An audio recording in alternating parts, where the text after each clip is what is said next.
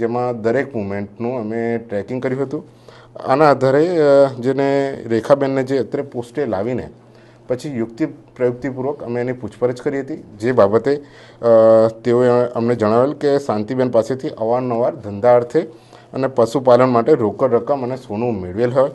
તથા જે સોનું અને રોકડ રકમ શાંતિબેન પરત માંગતા હોય, જેથી આ સોનું અને રોકડ રકમ પરત આપવી ન પડે તે હેતુથી તેમને શાંતિબેનને મારી નાખવાનું કાવતરું ઘડેલ અને પોતાના પતિ તેમજ અન્ય 2 ઈસમો સાથે આખું આ કાવતરું બનાવેલું અને કાવતરાના ભાગરૂપે અલગ અલગ જગ્યાએથી પેટ્રોલ લાવી ફર્નિચર વેચવાની જગ્યાએ મૂકી દીધેલ. તેમજ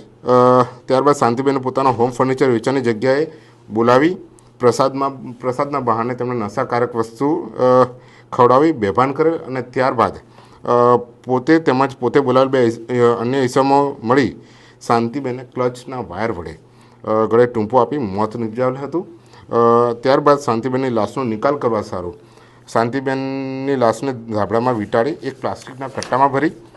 છકડામાં ભરી દેલવાડા ગામ તરફ લઈ ગયેલા હતા. પરંતુ દેલવાડા ગામમાં તે સમયે માણસોની અવરજવર વધુ હોય,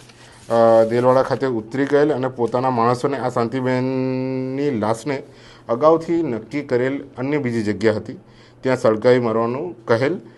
આઈડેન્ટિફાય કરીને ડેડ બોડી આઈડેન્ટિફાય કરીને જે ફરિયાદ નોંધવાની જે કાર્યવાહી કરી છે